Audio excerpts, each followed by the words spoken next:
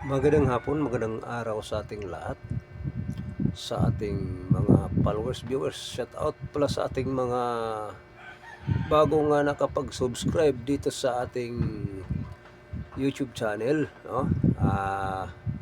Thank you po sa inyong mga pag-subscribe. Yung iba hindi pa nakapag-subscribe, mag-subscribe na rin kayo para updated kayo, makatanggap ng mga videos natin na ina-upload araw-araw. So, thank you sa mga support sa inyo sa ating YouTube channel. Ang pag-usapan natin dito guys ay tungkol naman ito sa impeachment ni Sara. So, ang pagdinig doon sa impeachment ni Inday Sara, ano naman po kaya ang mga pinaplano naman ang mga kasanib-persa ni Marcos, admin, ay ang ating pag-usapan mga kababayan ang tungkol sa pag-ano ni Sara Duterte o sila si yung tagapagsalita dyan sa Senado, si malibang kay si Claire Castro, si Ngiwi, ayun, mga ano yun, mga tiwalagyan sa gobyerno, mga akbayan vlog, no? Si Luis Castro ang sinasabing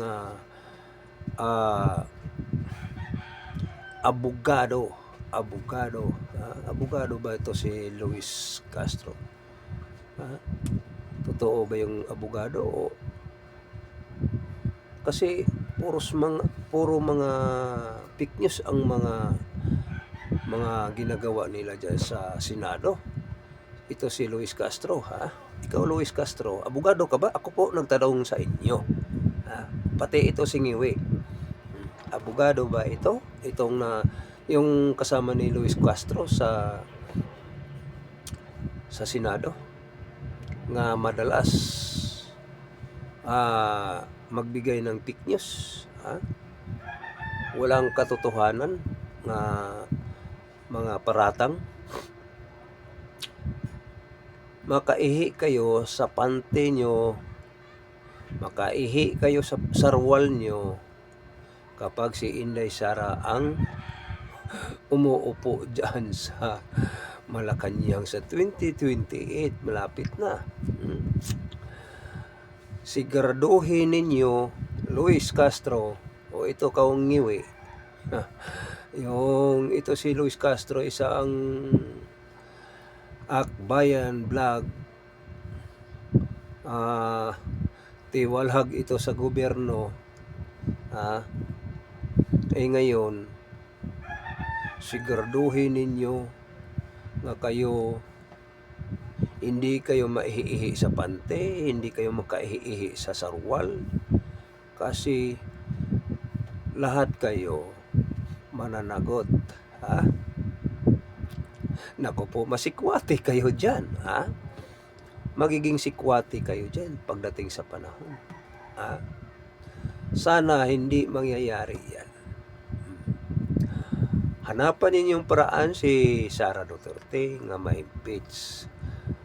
Kunwari kung ma-impeach si Inday Sara, akala nyo masaya na kayo, hindi pa huli ang yung mga mga paratang. Mayroon pa kasunod kung ma-impeach ninyo si Inday Sara. Si Mayor Baste, si Mayor Baste, susunod yun pagka-presidente kung ma-impeach ninyo si Inday Sara. Ano naman ninyong ang mga plano? Magwagi kaya kayo?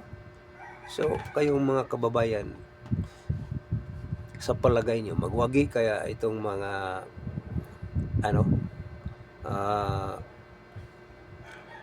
tinatawag nga Makabayan vlog? Kung tutusin Makabayan ito vlog, ginagamit nila ang bayan, mamayang Pilipino, ginagamit nila para sasabihin sila ay nandiyan sa diretsong tuwid nga daan, pero diretsong paliko. Sikwati kayo. Mga sikwati kayo. Ngayon ito si Makabayan Vlog, si Luis Castro. Hahanda kayo pag si Inday Sara may impeach, ang buong katotohanan, ang mamayang Pilipino pupunta na sa lansangan. Pupunta na sa lansangan para mawala kayo sa posisyon dyan. Yun ang mga ligasiya ng mamayang Pilipino. Hindi kayo magwagi pa rin. Talagang masikwate kayo. Naku po, saan kaya kayo pulutin? Ikaw si Luis Castro, ikaw si Ngiwi, Akbayan Makablog, saan kayo pulutin? Kayong mga member sa Akbayan Vlog nga tiwalag sa gobyerno. Tiwalag kayo sa gobyerno. Kagaya ba ni si itong senador sa una nga, si Abante, atras Abante, tinitira niya si Sara Duterte. Hindi pa man nakulong ato si Duterte talaga. Hindi nakatalab yung mga banat nila kay Duterte o kay Sara. Hanggang naging eleksyon na lang ang mga itong sa lokal, vice mayor, sa mga senador. So ito si Abante hindi lumusot. Nagtaka mga mamayang Pilipino nga bakit nandiyan pala si Senado si Abante. Pero hindi yan nananalo. Hindi binoto ng mamayang Pilipino. Alam niyo mga kababayan, gimikos-mikos nila. Ito rin si Ngiwi, Akbayan Vlog. Ito rin si Castro, Akbayan Vlog. Ngayon, siguraduhin ninyo nga kayo magwagi o magsaya kayo. Kaya kung magwagi kayo, masaya kayo nga si Inday Sara ma-impeach, lalabas ang mamayang Pilipino. Kasi ito si Luis Castro, mahilig ito salita mga fake news. Para ito si Trillaning. Alam ba ninyo kung sino si Trillaning? Trililing. Magaling maggawang fake news. Magaling magawa-gawa ng walang katotohanan, walang ebidensya. Ito si Luis Castro. Gano'n naman yun. Sila mga kagrupo yun. Si Luis Castro, si Ngiwi, si Trililing. Trililing. Ito si Trililing, si Ngiwi, si Abante. Mga kagrupo na mga Akbayan Vlog. Kasi sila ang legal sa Akbayan Vlog, nga sila ay nagiging mata sa mga nandoon sa bundok. Pag mayroong mabaril, mga NPA, sila ang sasalo. Pagkatapos ibabato nila sa mga nandiyan sa gobyerno rin nga hindi tiwalag, naalala natin nga ang NPA namatay, tapos may hindi NPA, bakit nang doon?